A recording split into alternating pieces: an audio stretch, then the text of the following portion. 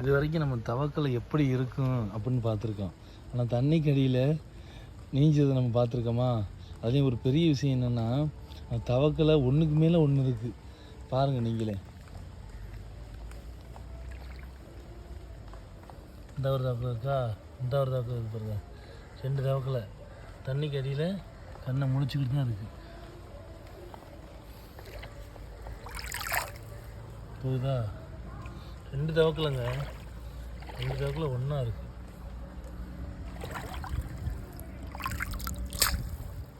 போகுது 2 தவக்கலை சோடியாக போகுது.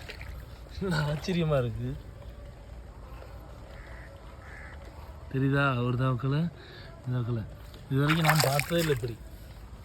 அது மட்டும் இல்லை, இங்கேயும் இருக்காங்க பாருங்க தவக்கலை. 2 தவக்கலை ஒன்றா இருக்கா, இந்த 2 தவக்கலை ஒன்றா இருக்கு பாருங்க. 2 தவக்கலை ஒன்றா இருக்கா, அசையவே மாட்டேது. அது மட்டும் இல்லாமல் இந்த ஒரு தவக்கலை நீங்கின மாதிரி அப்படி இருக்குது பொசிஷனில்.